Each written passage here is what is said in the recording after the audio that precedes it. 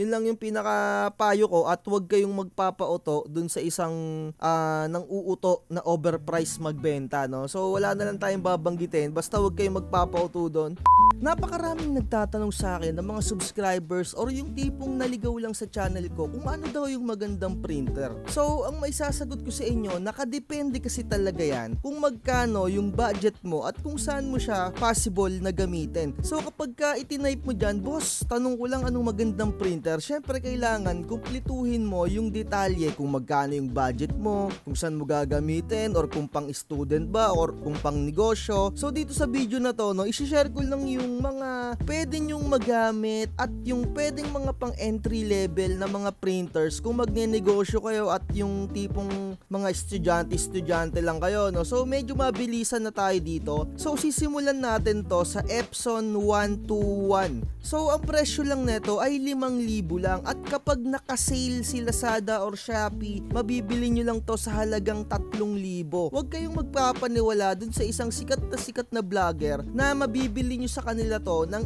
8,000. Inuuto lang kayo nun. 5,000 lang ang original price netong Epson 121. Good na siya pang simula kung tipong mababa lang talaga yung budget mo, pang negosyo, or kung hindi naman ikaw ay student, pwede mo itong gamitin dahil ang kailangan mo lang naman kung student ka, print ka lang. Dahil etong printer na to, isa lang yung function niya, kundi mag-print. Wala siyang Xerox, wala siyang scan, at kung ikaw teacher ka naman, pwede rin sa ito, lalong-lalo na rat-ratan yung pagpiprint mo ng mga test paper ng mga estudyante, na alam ko naman yung mga test paper ng mga estudyante ay hindi na sila yung nagbabayad. Dati kasi nung elementary ako, nagbabayad kami tuwing may exam, 10 piso, tapos yung binayad namin na 10 piso, ayun naman yung nilalaan ng teacher namin sa pagpiprint. So ngayon, sa pagkakaalam ko, bawal lang maningil na kahit 5 duling. So ang nagsasaper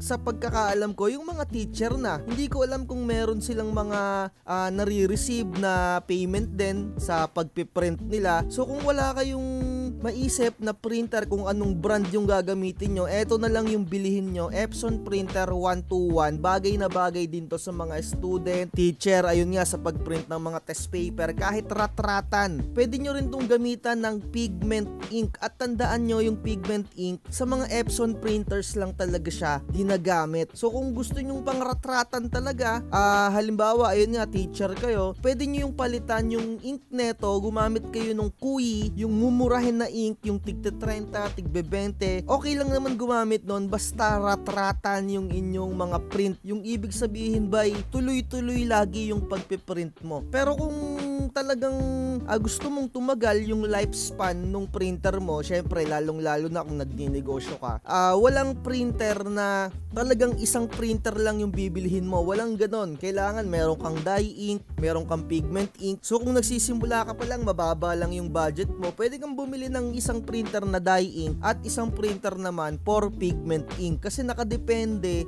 lahat ng printer na kung anong kailangan mo sa mga projects na gagawin mo, o kung pang sticker, kung pang sublimation, ibig kong sabihin yung mga mugs printing, sublimation printing yung tawag doon. So ito yung parang pinaka entry level sa printing business, at syempre 5,000 lang yung presyo nito ni Epson 121. So wag niyong masyadong i-expect yung kagandahan ng kanyang printout. So mararanasan mo dyan yung gagamit ka ng dugtong method at tatanggalin mo yung shark teeth niya. Medyo may karamihan na tweaks para magkasundo kayo neto ni Epson 121 kung eto yung gagamitin nyo sa inyong mga business, no? Pero kung mga document printing lang naman, okay na okay yan. Ang sinasabi ko lang naman kung saan nyo tatanggalin yung mga shark teeth niya, or kung kailan kayo gagamit ng dugtong method, ayun yung kung magpiprint kayo sa kanya ng mga makakapal na mga photo paper. So syempre,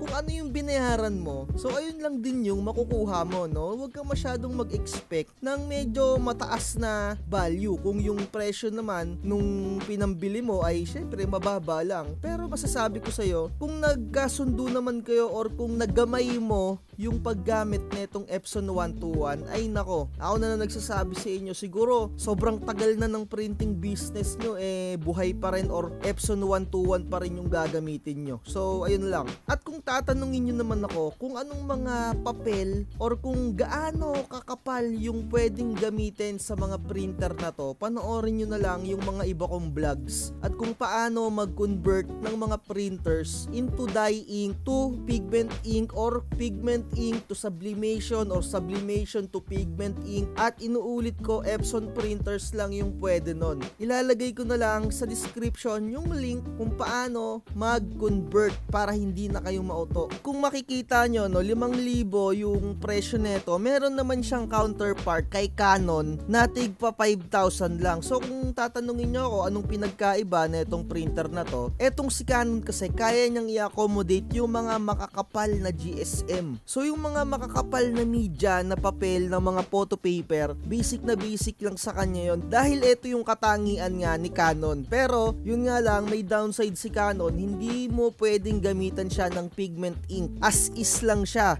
So eto si Canon, hybrid printer siya, yung black niya pigment ink, yung CMY niya ay dye ink. So ayun lang yung ink na pwede sa kanya. Ibig ko sabihin, kung ano mismo yung ink niya, ayun lang dapat yung gamitin mo. So may mga mabibili na mga third party na ink na Canon, pero malamang sa malamang mabilis din masira yung inyong mga printer head or yung tinatawag nilang cartridge. Pero do it at your own risk na lang, no? May mga YouTuber, may mga content creator dyan na gumagamit ng alternative na ink kasi napakamahal din netong ink ni Canon. So sa pagkakaalam ko, thousands din yung magagastos mo dito, parang ewan ko, parang 1,700 ata yung isang set ng ink na yan. Kaya may mga crafters na hindi gumagamit ng original ink ni Canon. So syempre, the more na gumagamit kayo ng mga alternative na ink, the more na masisira yung inyong mga printer head or yung cartridge nga. Pero syempre wala namang immortal na cartridge or na printer head. Magpapalit at magpapalit ka talaga. Pero nasa sa inyo na yan kung panatik talaga kayo ng Canon at kung panatik talaga kayo ng Epson. Pero ito lang masasabi ko, no, kung in the printing business side ka talaga, sasabihin ko sa'yo, napaka-flexible ni Epson. Pero kung pang sarili lang at kung ang mga projects mo ay gumagamit ka ng mga makakapal na media, ibig ko sabihin yung mga makakapal na GSM na mga photo paper, edi dito ka sa Canon. Pero nakalagay dito, no, hindi siya applicable sa Mac OS. Pang mga Windows printer lang talaga siya. Pero hindi ko alam yung mga higher end na mga models na printer neto ni Canon kasi hindi talaga ako fanatic ng Canon. So kung meron kang tindahan, napakaganda din neto, Epson Printer 3210. So eto, wala siyang Wi-Fi pero meron siyang scan at meron siyang photocopy. So napakaganda rin ng printer na to, panimula. So ang presyo lang neto ay 8,600 or mabibili mo siya ng around 7,000 kapag ka naka-sale. Lahat ng mga printers na babanggitin ko nasa description yung link para hindi kayo maligaw kung saan kayo bibili at hindi kayo mauto ng kahit sino man. So etong printer na to, meron tong counterpart, yung model niya 3250, meron yung Wi-Fi. Pero ako na nagsasabi sa inyo, wag na kayong bumili nung may Wi-Fi na ganito para makatipid kayo. Kasi okay naman tong 3210 kahit na walang Wi-Fi. Yun nga lang, etong 3210, ang downside nito, wala siyang long na photocopy. Hanggang A4 at letter lang, yung pwede mong ma-photocopy dito at scan. Inuulit ko, photocopy at scan. Iba yung printing. So sa printing, pwedeng long, pwedeng short, pwedeng A4. So ayun, no. So mag-move forward na tayo dito sa Epson 5290 na which is mas magandang printer kung ikukumpara mo dito sa 3210. Pero medyo may kamahalan nga lang siya dahil 13,000 na siya. Pero itong printer na to, ito yung masasabi ko na almost perfect sa tindahan dahil nagkakahalaga na siya ng 13,500. Meron na siyang capabilities just na makapag-xerox ka ng long, makapag-scan ka ng long dahil meron siyang automatic document feeder. So napakamura lang nung halaga niya, 13,500. At etong mga nabanggit ko na printer, etong 121, 3210, 5290, pwede nyong gamitan yan ng pigment ink. Kaya sinasabi ko sa inyo, paulit-ulit tayo, walang printer na isang printer lang yung bibilhin mo tas ma-accommodate mo na yung mga iba mo pang mga projects. Hindi ganon sa printing business, no? Dapat meron kang dye ink, dapat meron kang pigment ink. Pero kung nagsisimula ka pa lang, hindi ka masyado marunong sa printing pa, ay highly suggest na mag-stay ka sa original ink. Kasi matututunan mo yan, dun ka na lang mag-pigment ink. Kasi napaka-importante na marunong kang mag-maintenance pag mag-pigment ink ka. At eto pa, kung into document printing ka lang din talaga, ay highly suggest na dye ink lang yung gamitin mo para medyo mura-mura. So sana naintindihan nyo etong Epson 5290 na to. Sa mga hindi nakakaalam, no, Epson 5290 nga pala yung aking printer dito. So mag-move forward na tayo sa next printer natin, which is medyo may kamahalan. Eto nga pala yung Epson 8050. 6 color printer siya. So ibig sabihin 6 yung kulay na meron sa kanya, na which is dun sa mga previous ko na nabanggit, kung makikita nyo, 4 lang yung ink niya. So ano ba yung kinagandahan ng 6 yung ink? The more na mas marami yung ink ng printer mo, eto kasi 6 yung ink niya, meron siyang light cyan at meron siyang light magenta. The more na mas madami yung ink, the more na mas maganda yung print out ng inyong mga photos or yung print out ng kanyang mga output. So eto, napakaganda rin na printer na to. Sa mga hindi nakakaalam, meron din akong printer na ganito. Pero yung unang version, yung 805, dahil yung 805 medyo mahirap nang makahanap. Yung Epson 805 nga pala, na which is gamit ko, wala siyang scanner, wala siyang ganito, photocopy. Eto kasi meron 3-in-1 printer na rin siya, pero 6 colors printer. So napakaganda nito. Medyo may kamahalan nga lang talaga, pero kung ako yung papipiliin, siguro ito yung bibilihin ko, no? Kasi talagang nakaka-inlove yung Epson 805 ko. Talagang napakaganda ng output ng print nun. Yun nga lang talaga, medyo may kamahalan nga lang talaga, pero nasa sa inyo kung saan talaga kayo pipili. At eto na yung next printer natin, yung Epson 8050. Etong Epson 8050, eto yung bagong model ng Epson 805 na sinasabi ko nga sa inyo na 6 colors printer din siya. Pero wala siyang scan at wala siyang Xerox. Kung makikita nyo, single function lang talaga siya. Pero pwede kang makapag-print dito gamit yung mga CD or direct printing ng PVC ID. Etong printer na to. Pero sa printer na to, medyo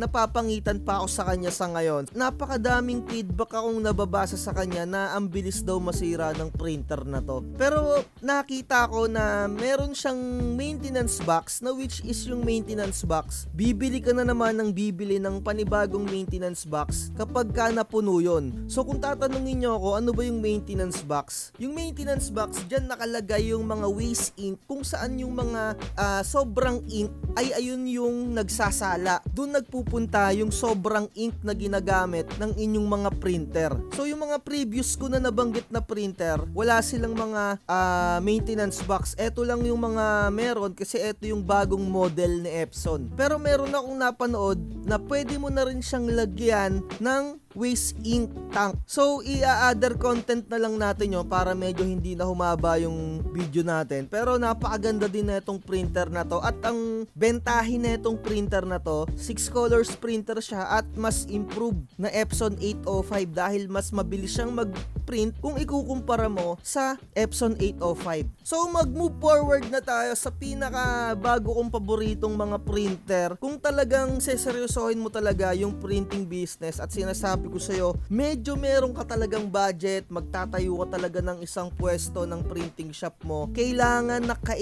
na meron kang Epson Workforce printer. Dahil napakabilis talaga netong mag-print, lalong-lalo na kung mag-accommodate ka ng mga leaflets, mga pampromo-promo na mga pamigay-pamigay na mga brochure, at lalong-lalo na kung may mga election, napakaganda netong printer na to. At I highly suggest na meron kayong isang dye ink na ganito at merong pigment ink. Kaya ako sinasabi na dapat meron din kayong dye ink kasi napakamura ng ink na dye ink printer. Talagang makakatipid kayo at talagang mananalo kayo sa presyuhan. So makikita nyo dito yung Epson Workforce na to, 16,500, pero meron pang mga gagawing tweaks dito dahil etong printer na to, bago ka maagamit ng mga third party or yung tinatawag nga natin ng mga Hansol, Kui, mga Inkrite or kahit ano pa mang brands ng ink, kailangan mo muna siyang i-chipless. Kumbaga yung kanyang software or yung kanyang tinatawag na operating system, i-reformat mo yon, i-reprogram mo yon into a customized firmware na kung saan pwede mong palitan yung kanyang cartridge, yung lagayan ng kanyang ink. Eto yung nakikita nyo na may kulay itim sa ilalim, papalitan mo yan ng customized na ganyan, pero i-chipless mo muna siya. So kung bibili kayo ng original na presyo neto, ay highly suggest na maghanap kayo ng technician kung saan napakaganda dapat nung kanilang after sales. Kasi kung meron kayong mga katanungan sa kanila, yung masasagot kayo nila. Pero pwede naman kayong bumili ng mga printers na naka-chipless na. Eto no, naka-chipless na to, pero kayo pa rin yung gagawa nung mga pag-chipless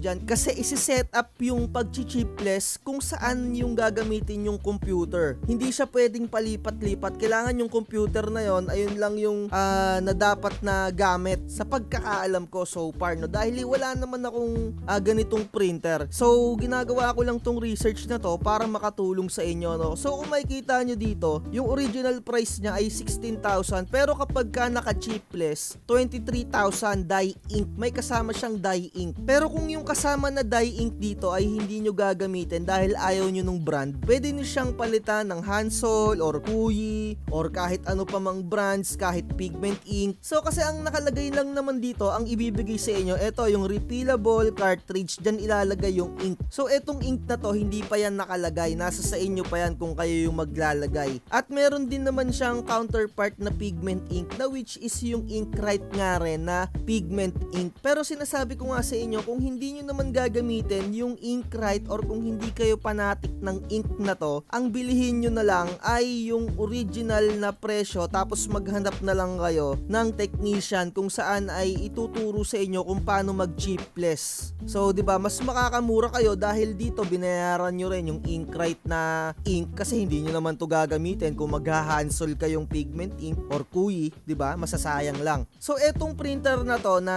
Workforce 5390, kung makikita ninyo, eto ay single function lang talaga. Talagang print lang siya, ratratan lang talaga. So at meron pa siyang counterpart, yung pinaka medyo pinagbulan niya na printer, no, yung sinundan. So eto yung Epson Workforce 5790. So ngayon meron ng mga bagong model may mga 5890 na akong nakikita. Eto, makikita nyo dito, meron siyang ADF or yung automatic document feeder. Eto, kagaya na siya ng mga Epson 5290 na which is mas improved. So kung may budget ka talaga, halimbawa pantindahan or malapit kayo sa eskwelahan, napaka-importante na meron kayong ganitong printer. Ako na nagsasabi sa inyo kasi napakabilis na itong mag-print. Yun nga lang talagang gagastos ka dahil doble yung presyo. Eto no, ito yung sinasabi ko sa inyo kanina na almost perfect sa mga tindahan 5290. Pero medyo may kabagalan kasi itong mag-print kung ikukumpara mo dito sa mga Workforce printer. Talagang rat-ratan mag-print to. Sobrang rat-rat. Grabe. Pero doble nga lang talaga yung presyo. At kung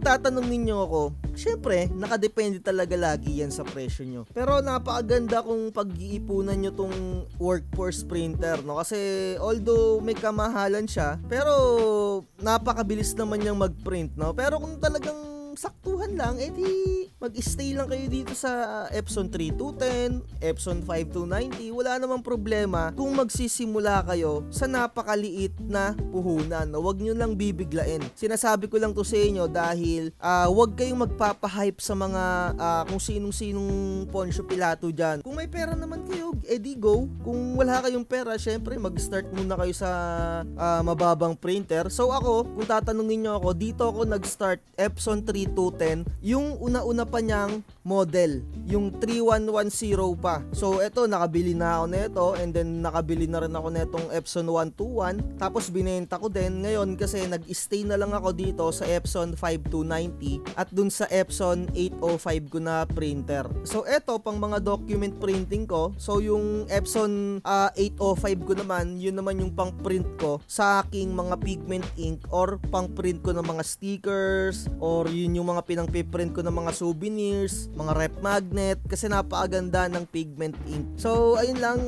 hopefully nakatulong ako sa inyo sa pagpili ng printer.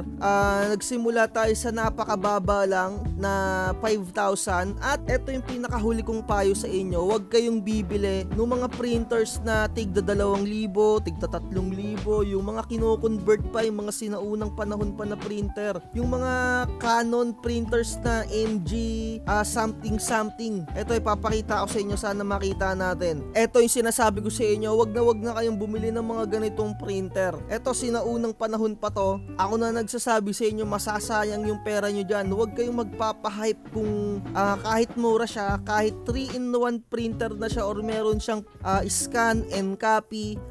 Hindi nyo rin magagamit yung scan and copy niyan as times goes by. Hindi nababasahin yung computer ninyo, yung printer na yan. Ewan ko, parang naging portable na to, no? Para makaprint ka ng 100 pirasong print, itatapon mo na lang. Pero sa totoo lang, wag na kayong magsayang ng pera dito sa mga printer na to. Itong nakikita nyo sa harapan. At kung ano pa mang mga models, yung mga makikita nyo na tigda 2,000, 3,000, 1,000, wag na wag yun ang pag-aksihan pa ng pera. Eto na lang yung pag-ipunan nyo, Epson 121, or kung panatik kayo ng Canon, etong Pixma G1010. So par, medyo okay pa to eh. Pero may nag-comment sa akin na subscribers natin. Sabi niya nadala daw siya sa pagbili ng Canon. Eto, sabi niya dito, shout out kay Anthony. Sabi niya, basta ang alam ko lang sa Canon hindi siya maganda, nakakadala kasi. Mag-Epson na lang kayo kung gusto nyo na tahimik na buhay. So ayun, eto rin yung masasabi ko sa inyo, no? Hindi naman porket pangit yung experience niya ay pangit na rin yung magiging experience nyo sa paggamit ng Canon printer. Nakadepende kasi yan kung ano pa rin yung gagawin nyo. Pero I highly suggest na go for Epson printers. Yun lang yung pinaka-payo ko, at huwag kayong magpapauto dun sa isang nang uuto na overpriced magbenta, no? So wala na lang tayong babanggitin, basta huwag kayong magpapauto dun. Dito na lang natin tatapusin yung video na to, at kung every time natatanungin nyo ako kung anong pinakamagandang printer na all-in-one, na ayun na lang yung gagamitin nyo habang buhay, walang ganon, no? Walang ganon. So ayun lang, like, share, and subscribe. Bye-bye.